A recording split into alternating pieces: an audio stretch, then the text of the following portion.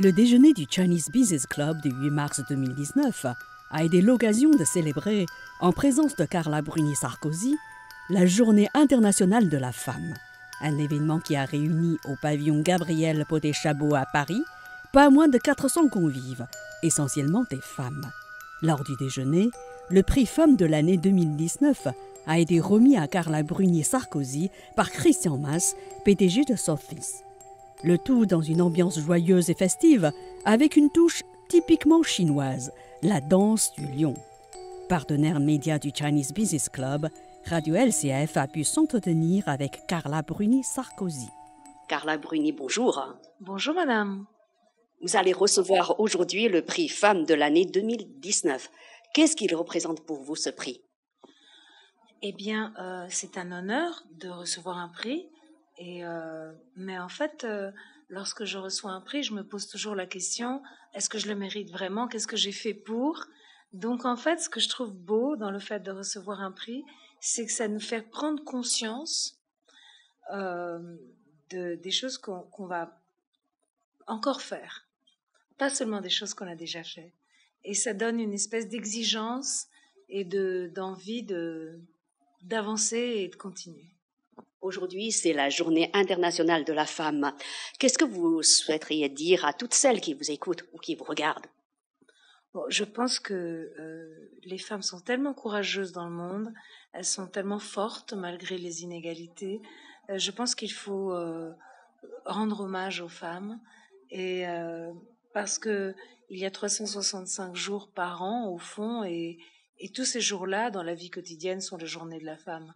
Mais on leur rend rarement hommage. Dans nos pays, davantage que en Chine et en France, on leur rend hommage, mais il y a beaucoup de pays où les femmes sont encore écrasées, emprisonnées et humiliées. Donc je pense à ces femmes-là. Même en France, les femmes ne sont pas encore traitées équitablement dans le monde du travail. Qu'est-ce qu'il faut faire pour changer les choses, selon vous? Ah, ça, je ne sais pas ce qu'il faut faire pour changer les choses. Je suis pas spécialisée, mais je trouve qu'on va sur le bon chemin parce qu'on en parle de plus en plus, parce qu'il y a des obligations, parce qu'il y a la parité, parce que tout cela fait que, au fond, on a pris conscience de ces inégalités et on continue.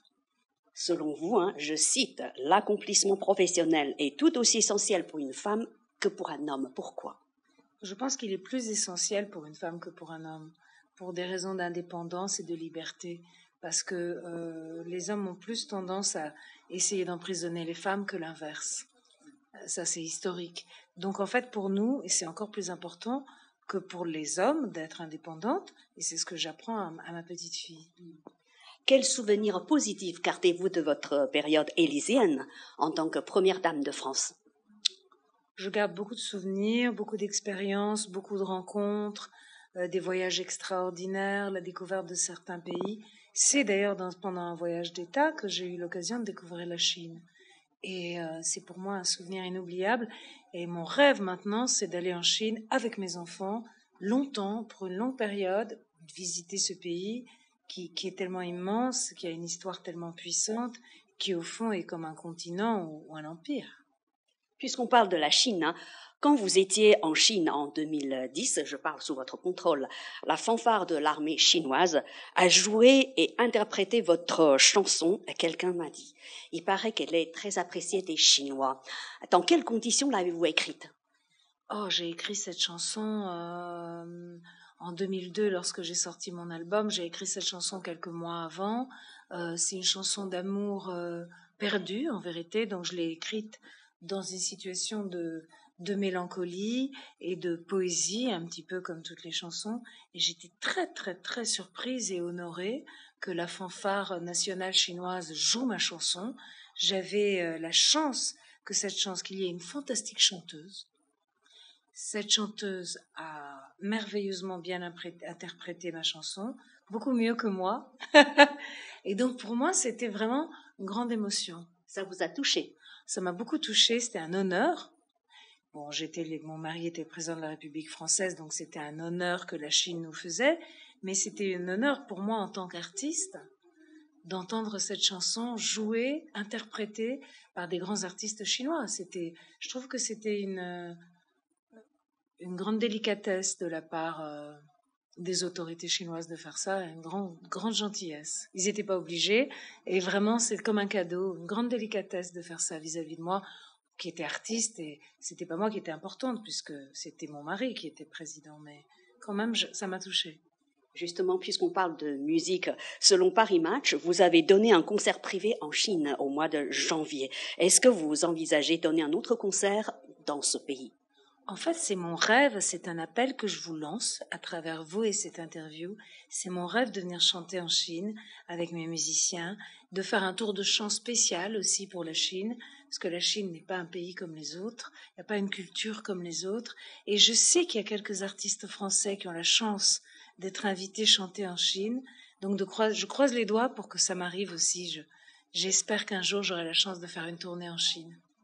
Carla Bruni, vous êtes aussi une femme engagée. Votre fondation contre l'illettrisme a recueilli et redistribué 8 millions d'euros. Quels sont vos projets pour l'année en cours? Pour l'année en cours, je souhaite participer à plusieurs projets humanitaires et celui qui me tient plus à cœur, c'est un projet dans lequel je suis avec mon mari. Je suis associée à mon mari pour ce projet, mais c'est lui qui a été l'initiateur. C'est un projet de levée de fonds et de combat pour la recherche contre le cancer des enfants. Parce qu'en fait, les cancers des enfants ne sont pas semblables aux cancers des adultes et il faut beaucoup plus de recherche médicale. Les enfants n'ont pas les mêmes métabolismes, n'ont pas les mêmes organismes et ne répondent pas au traitement de la même manière.